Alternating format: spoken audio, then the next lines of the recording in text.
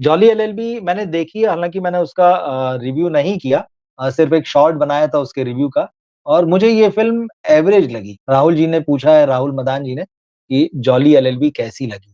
तो मैं वही आपसे कह रहा हूँ, एक एवरेज फ़िल्म है। ऐसा नहीं है कि बहुत ग्रेट फ़िल्म है, लेकिन जब आप खराब दौर के फ़िल्मों में अपनी कोई फ़िल्म लाते हैं और वो थोड़ी भी ठीक लग रहती है, तो लगता है कि चलो यार, अंधों में काना राजा जिसे हिंदी में कहावत है, तो ये कुछ वैसा ही मामला है।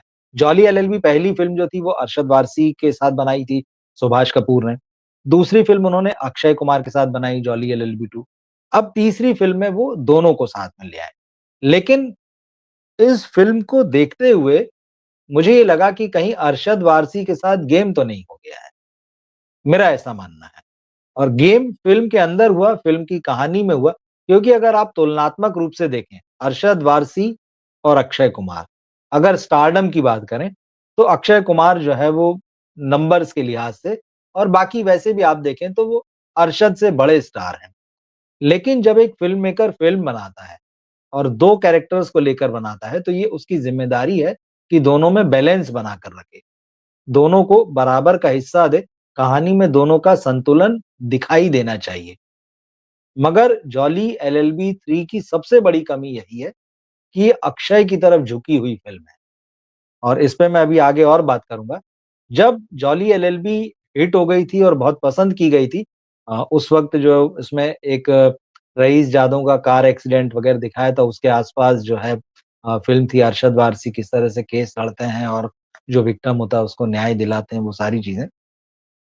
जब पार्ट 2 बनने की बारी आई थी, उस वक़्त अरशद को हटाकर अक्षय कुमार को ले लिया गया था और तब ये खबरें आई थी कि अरशद वारसी नाराज़ हैं इस बात से और स्वाभाविक है नाराज़ होना भाई, अगर किसी ने एक अच्छी फ़िल्म दी है, तो वो ये उम्मीद करता है कि भाई इसका जब सीक्वल बनेगा या फिर अगर ये फ़िल्म फ्रैंचाइज़ी मोड में जाएगी, तो मैं ही उसे लीड करूँगा।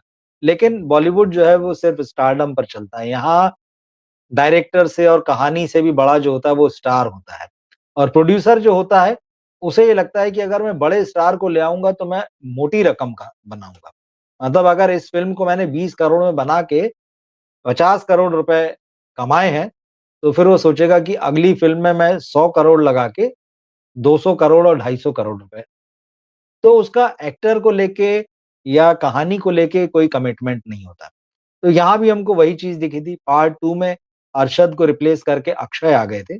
अरशद की नाराज़गी की खबरें आई थी, लेकिन वो कुछ कर नहीं सकते थे।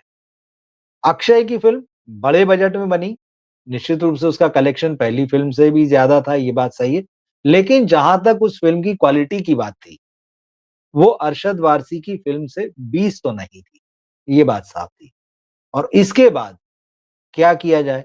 तो फिर तीसरी फ़िल्म बनाने में सुभाष कपूर को लंबा समय लगा और फिर उन्होंने ये कहा कि भई एक काम करते हैं, दोनों को मिला लेते हैं, जॉली 1 और जॉली 2 जो है, तो एक असली जॉली और एक दूसरे को वो नकली कहता है, फर्जी कहता है, तो दोनों को मिलाकर फिर एक केस बनाया जाए। तो इसमें वही है कि एक रियल एस्टेट बिल्डर है, तो जैसा कि हम देखते हैं, इस देश में रियल में भी देखते हैं और बहुत सारी खबरें आती हैं और फ़िल्मों में तो हम देखते ही हैं। कि वो जो रसूखदार लोग होते हैं वो गरीबों की बस्तियों पर, गरीबों की ज़मीनों पर कब्ज़ा कर लेते हैं, सरकार की उनको पूरी मदद मिलती है, प्रशासन की उनको पूरी मदद मिलती है। यहाँ भी वही होता है, एक बिल्डर जो है फैक्ट्रीज़ खड़ी करता है, वो गाँव के गाँव जो है उनका अधिग्रहण कर लेता है या उनका कब्ज़ा कर लेता है। लेकिन एक गाँव में बात अटक गई है, वहाँ के लोग उसे ज़मीन देने को तैयार नहीं हैं। तो फिर उनकी गरीबी का फ़ायदा उठाया जाता है, उनकी मजबूरी का फ़ायदा उठाया जाता है। ऐसे में एक किसान जो होता है वो आत्महत्या कर लेता है। तो फिर वही होता है कि आरोप लगते हैं कि भई ज़मीन की वजह से और इस वजह से तो उसने आत्महत्या नहीं की, क्योंकि ज़मीन तो उसने गिरवी रख दी थी। बताया जाता है फिर लांछन लगाए जाते हैं, आरोप लगाए जाते हैं। उसका अपनी बहू के साथ जो है वो गलत संबंध था और जब ये सारी चीज़ें खुलकर बाहर आती हैं, इस तरह की बातें होने लगती हैं, वो किसान आत्महत्या कर लेता है। बाद में उसकी बहू भी आत्महत्या कर लेती है। तो उस घर की जो बूढ़ी महिला रहती है, वो लड़ती है और वो अदालत में जाती है, वो न्याय चाहती है और वहाँ अदालत में दिल्ली की अदालत में ये दोनों जॉली होते हैं। तो दोनों का शुरुआती झगड़ा होता है लेकिन इस महिला के लिए दोनों मिलकर इस केस को लड़ते हैं। ये कहानी है।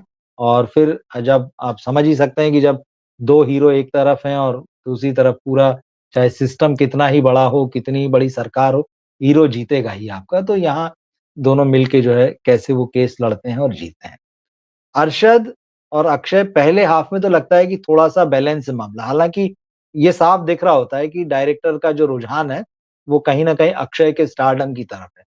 मगर सेकंड पार्ट में फ़िल्म जब एक ऐसी स्थिति में आती है, जहाँ गाँव वालों का पुलिस के साथ संघर्ष होता है, मुठभेड़ होती है, उसमें अरशद वारसी को जो है वो गोली लग जाती है, वो घायल हो जाते हैं पुलिस की लाठी से और या जो भी चीज़ें हो रहे हैं उसमें। उसके बाद उनको सीन से पूरी तरह से साफ कर दिया गया और फिर जब केस लगभग निपटा ही चुके हैं वो, उसके बाद फिर अरशद की एक एंट्री होती कि चलिए फाइनल वर्ड्स आप बोल दीजिए। तो जिसे आप कहते हैं कि बैलेंस बनाने के लिए खाना-पूर्ति और अरशद की एक्टिंग या जो अरशद की जो एनर्जी है कॉमेडी में, वो अक्षय कुमार को फेस ना करनी पड़े, साफ दिखता है। अगर कोर्ट में जब भी दोनों आमने-सामने रहे 2-3 सीन ऐसे हैं जहाँ पर दोनों एक-दूसरे के आमने-सामने तो आपको दिखता है कि अरशद का एनर्जी लेवल और अरशद का कॉमेडी का जो लेवल है, वो अक्षय पर भारी पड़ रहा है। लेकिन क्लाइमैक्स आते-आते और सेकंड पार्ट से ही डायरेक्टर ने ये कर दिया है कि भाई अरशद को थोड़ा पीछे ढकेलो, अरशद को आगे मत आने दो, अक्षय कुमार को सामने रखा जाए। तो एक तो फ़िल्म में ये कहीं न कहीं मुझे ऐसा लगता है कि गड़बड़ी हुई। हालाँकि जो फ़िल्म के राइटर और फ़िल्म के डायरेक्टर हैं वो उनकी अपनी जो सोच है या वो अपने तरह से चीज़ों को कह सकते हैं नहीं, हमने ये नहीं सोचा कहानी में तो ये दिखा दिया गया था। भला तो ये हुआ कि उन्होंने कम से कम ये नहीं दिखाया है कि अरशद जो गाँव में जो मुठभेड़ होती है पुलिस और अ, इन वकीलों की, गाँव वालों की, तो उसमें ये नहीं दिखा दिया कि अरशद का जो कैरेक्टर है वो मर जाता है, एक जॉली मर जाता है। तो मैदान ही साफ हो जाता है। उतना नहीं कर पाए क्योंकि शायद हो सकता है आगे भी इनका फ़िल्म बनाने का कुछ आइडिया हो।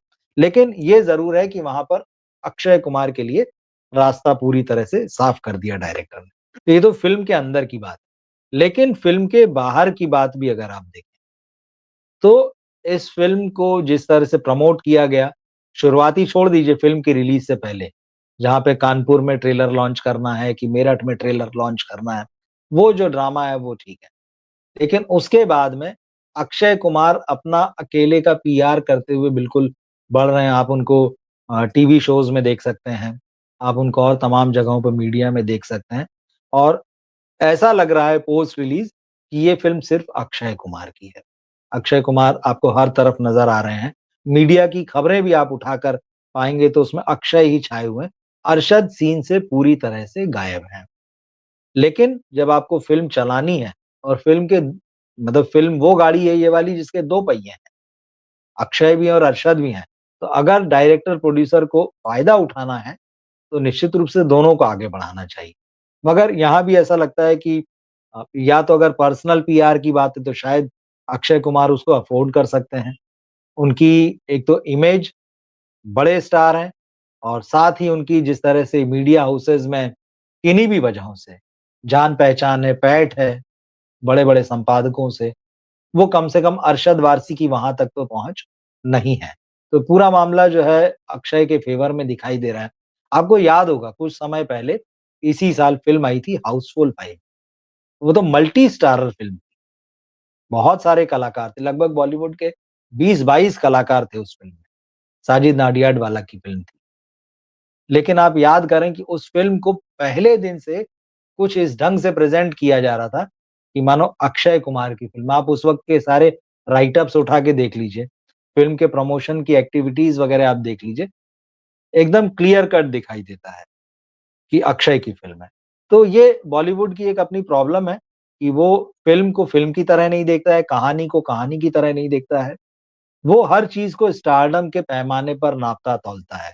उसे ये लगता है कि अगर स्टार आके खड़ा हो गया और स्टार ने एक बात बोल दी, तो वो तो सिर्फ़ मीडिया में बस नहीं चलेगी, पूरी भीड़ भी उसके नाम से आ जाएगी।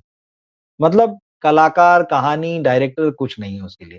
तो एक बार फिर से ये चीज़ हमें दिखाई दे रही है